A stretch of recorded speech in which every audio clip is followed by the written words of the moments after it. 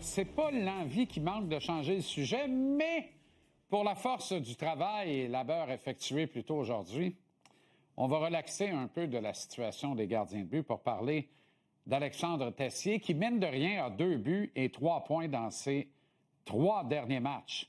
Dans la victoire de dimanche contre les Oilers, le cousin a disputé son meilleur match depuis son arrivée avec le Canadien, dont il est le meilleur marqueur à 5 contre 5 depuis qu'il porte l'uniforme du bleu-blanc-rouge. Il a marqué un superbe but, c'est vrai, et ça a eu l'effet de freiner l'élan des Oilers qui venaient tout juste de réduire l'écart à 2 buts. C'est bien peu quand tu comptes sur McDavid et Draisaitl. Ces 5 tirs vers le filet adverse cadrés constituent un sommet pour lui cette saison et de loin, mais aussi un sommet chez le Canadien lors du match face à McDavid et les Oilers. C'est le match où il s'est montré le plus à l'aise dans son nouvel environnement. On ne doit pas nous conter d'histoire pour autant. Tessier est un joueur, somme toute, marginal de la Ligue nationale. Sa moyenne de production est nettement en dessous du demi-point par match en carrière. Mais il semble bénéficier de son nouvel environnement. Lors de la signature de son contrat à titre de joueur autonome, lorsque laissé pour compte par les Blues de Saint-Louis, je me suis dit que Kent Hughes et Jeff Gorton avaient vu une opportunité d'amener à Montréal une copie carbone d'Alex Newhook. Une pâle copie, on s'entend, mais une copie quand même.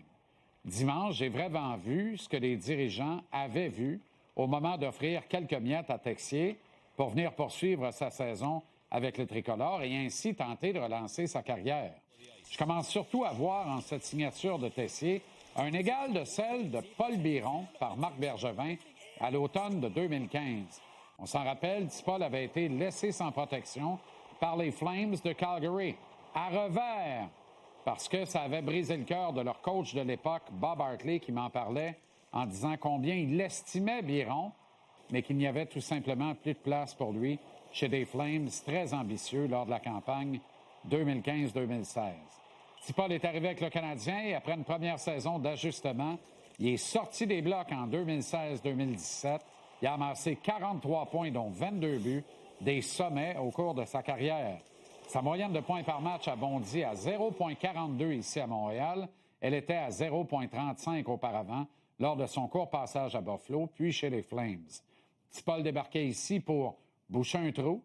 Il a finalement disputé 383 matchs sur 7 saisons avec le Canadien, pour lequel il travaille toujours aujourd'hui au département du développement des joueurs. Tessier me rappelle un peu l'histoire de Paul Biron. Est-ce qu'il saura se rendre indispensable au point de recevoir une offre de contrat structurante de la part du Canadien? Ça m'étonnerait bien gros, en raison de la quantité de bons joueurs qui poussent dans l'organisation du CH, même si, force est d'admettre qu'actuellement, on constate des trous dans la profondeur de l'équipe presque inexistante en attaque, pour le moment du moins. Mais si sa relance ici peut lui permettre de signer un contrat ailleurs, alors elle n'aura pas été vaine. Chose certaine, le cousin semble s'être acclimaté à son nouvel environnement et au schéma de Martin Saint-Louis. Le coach semble aussi lui avoir déniché une chaise qui lui permet de s'établir et de rendre des services intéressants à l'organisation. La réunion de Tessier avec Jake Evans et Josh Anderson apporte une stabilité intéressante dans le contexte des absences actuelles. Elle permet à Martin de laisser intacts les trios de Suzuki, Caulfield, Bolduc, ainsi que l'unité Kapanen, et Slavkovski. Et compte tenu de l'hécatombe, pouvoir se fier sur 3 trios stables me semble providentiel à ce moment-ci pour le coach. Même si on doit quasiment se fermer les yeux en espérant que ça tienne le temps de voir revenir Kirby Dach et peut-être, qui sait, du renfort via une transaction. Ne nous détrompons pas. Alexandre Tessier est une addition judicieuse par le tandem Gorton-Hughes, mais du coup, les architectes n'ont pas, à proprement dit, sorti la balle du stade. Sauf qu'il est quand même agréable de voir ce natif de Saint-Martin-d'Hérèse, formé aux brûleurs de loups de Grenoble, sourire les bras d'un air après un superbe but marqué devant un temple en liesse.